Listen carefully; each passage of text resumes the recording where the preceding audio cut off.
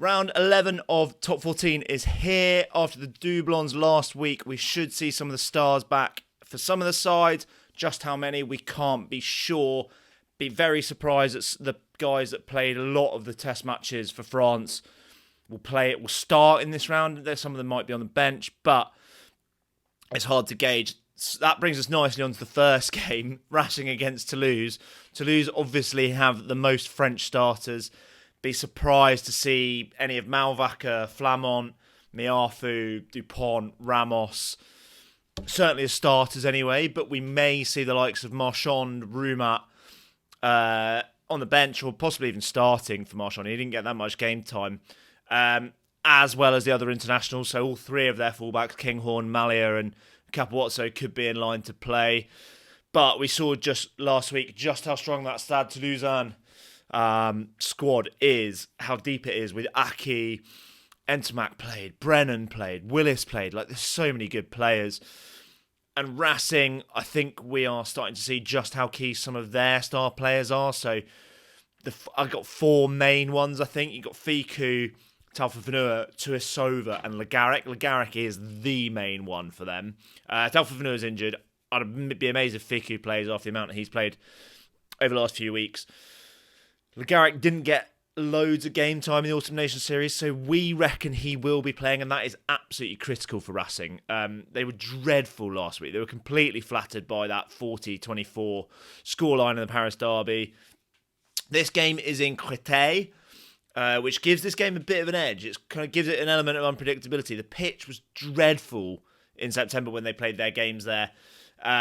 God knows what it's going to be like after the rain and snow that they've had in France over the last few weeks.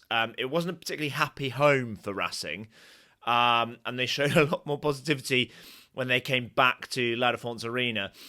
But equally, how much do Toulouse and their star men want to go there? Rich is somehow backing Racing. He's kind of gone for the Toulouse don't want to be going to Créteil argument, and he thinks that Legaric and Tuisova will play, which makes a huge difference. I personally think if the pitch at Créteil is rubbish and it's thick and heavy and slow, I think that's going to suit Toulouse a bit more. So they've got so much more grit and power and nastiness in that pack. I'm going to back them regardless. Clermont won away last week after an abysmal away record in recent times. That's a real feather in the cap for them. Sits alongside their unbeaten home record. 23 points from a possible 25 at Stade Marcel Michelin. Cass, meanwhile, are also unbeaten at home but winless away, but that doesn't quite tell the full story. They've been pretty good generally. All the games have been pretty tight. Home and away. Partly because Cast are capable of going from the sublime to the ridiculous, as we saw last week when they just held off. But their away record's quite interesting. Their points difference is minus 17 in 4 games. So it shows they're pretty close. Only 3 teams have got better away points difference. But they still have the 10th best away record because they are winless. Like, it's a bit of a weird one. In terms of matchups, these two are pretty similar sides. Big, good, technical packs. Scrum and line out, they're very technical, very good. Don't quite know the stats, but they must be two of the better ones at line-outs. Big, robust midfielders, flair out wide, savvy 10, balanced with a zippy scrum half. Could be an absolute cracker. Rich is going to back his boys to finally get over the line away from home. I think Clermont's home record just about shades it in this one.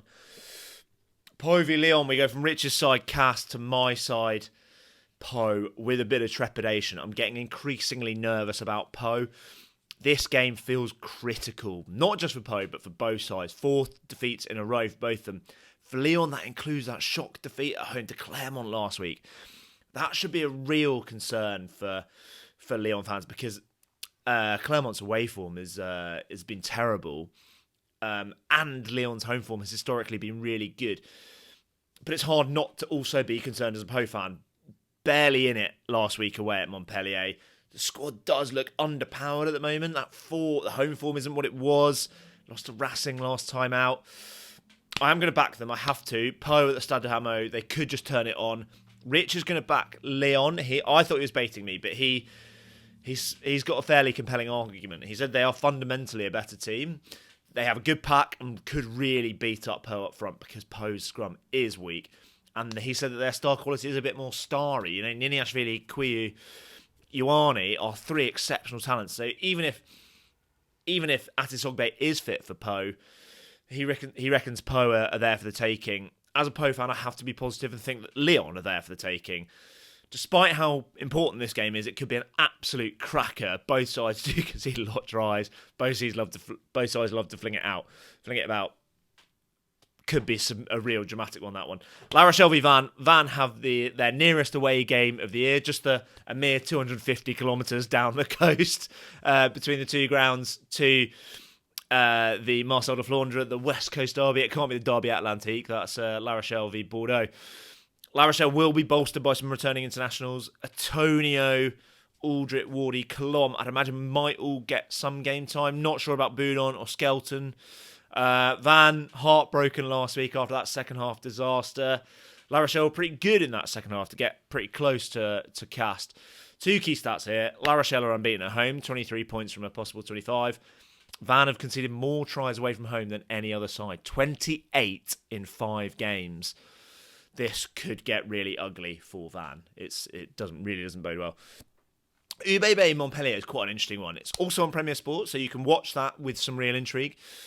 On the face of it, Bordeaux in second, unbeaten at home, 23 points from possible 25 against a team in 9th. But Montpellier just showing signs of starting to get stuff together. Will they keep their halfbacks intact? That hasn't been an area of consistency for them at all. I think it's probably only been once or twice they've had the same starters consecutive games. Collie and Vincent were great last week. They had a bit of an armchair ride because post-pack was so poor. But it's up front where we think they could cause Bordeaux a few problems. Bordeaux got blitzed a couple of times at scrum by Van last week. They have had the odd stinker in the scrum in the past kind of year or so. Their line-out can fall apart a bit as well. Lamotte is back. That will help. Montpellier's scrum and line-out have been really positive for them. So this might not be plain sailing for Bordeaux. In fact, I am going to back Montpellier. I'm going to put it out there. I think there's an upset coming. Rich thinks that... but I'm going for that because of the scrum and line-out. I think they can get to them. Rich thinks that last weekend in Van showed just how much depth Bordeaux have. Certainly that back 5 of the scrum, they've got so many options, second row and back row. Loads of dynamic players. We don't know whether Jalabert will be fit. Possibly, it might not even matter. Rich does think that Jalabert's best mate, Penot, might be available for UBB. That's part of the reason why he is logically backing UBB to win that one. Perpignan-Toulon. Perpignan haven't really got going this season. The stats kind of back that up. Fewest tries scored this season out of anyone, 17 in 10 games. Good news for them is that 12 of them have come at home. And late Saturday night game is good news for them. Only 2 away wins in the 10 rounds so far in the late game. Toulon are going pretty well. Showed their depth last week. Could have really run away with it against Bayonne. They are another team that seems to be showing some real options. I think their tight 5 are brilliant around the park. Especially that front row. They also have a bit more grunt and dynamism on that gain line that Perpignan are lacking. So Rich is going to Toulon. Oviedo should be back for USAP, but the Argentinians did look knackered last week. He is a key man for them to give them that gain line. We know that Perpignan's main target for this season is to win every game at Emi Giral. I think under the lights, the flares, the noise, USAP will be roused. Give me Perpignan. Bayonne v Stade. Talking of noise and energy under the lights, Bayonne unbeaten at home against Stade, who haven't registered a league point away from home. Stade were much improved last week, much more like their old selves. Bit of cohesion in that halfbacks with Weber and Carbonell. They look great. Only really have a chance against Bayonne if those two play, I'd say.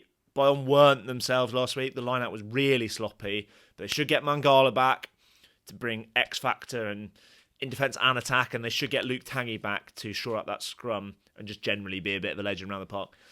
Despite the improvements last week, it's hard to see Stade get a win at Stade Jean Daugé. Maybe they'll get a point though. Maybe not. All in all, fascinating round. On the face of it, no big games, but some great head-to-heads in terms of styles and records and stuff like that. One of the weekends I personally would love to watch pretty much every game in full. There's so much intrigue in this one. We've both gone for a couple of bold shouts. What do you guys think? What do you want to see from this round? Where's the intrigue for you? Let us know in the comments.